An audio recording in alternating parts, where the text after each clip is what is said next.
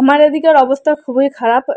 লাল সতর্কতা দিয়া দিছে। মানে ভীষণ অবস্থা খারাপ। রাতি পর্যন্ত সবকিছু ঠিকঠাক ছিল। কিন্তু ভোর থেকে মানে সত্যি ভীষণ অবস্থা খারাপ। আমার বাড়িঘরগুলা আস্তে, আস্তে ডুবি যাচ্ছে। মানে হামা হচ্ছি বাড়ি থেকে বার হয়ে যাচ্ছি। মানে আ মানে কি কম যেই জায়গায় যেয়ে বাঁচিমু ওই জায়গায় যাচ্ছি। মানে মুখের ভাষা হারায় ফেলেছি। আমি সত্যি বাড়িঘরগুলা থুয়ে একদম মোর মনটা আসির চান্দাছে নাই। কিন্তু কি করব বাচ্চা আছে মোক তো বাড়ি থেকে আসিবাই লাগবে। তো জরুরি কাগজপত্র তো ওই সবকিছু ধরিয়া টুকটাক জামা কাপড় ধরিয়া বাইর হইনি। আর বাড়ির আমার সবাই বাড়িতে আছে, খালি গুনগুন আর মুই হামা আসিনি মোর বাবার বাড়ি।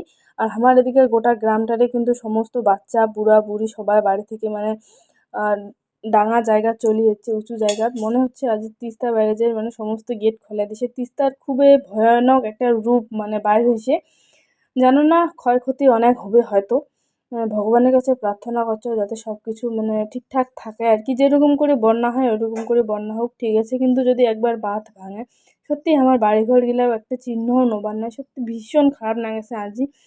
তো মুই জেলা বাড়ি থেকে বার হনু সেলা জল অল্প ছিল, কিন্তু এলা গুনগুনে পাপা ফোন করলে এলা নাকি ভীষণ অনেকটা জল, এলা বাজে প্রায় 11টার মতো।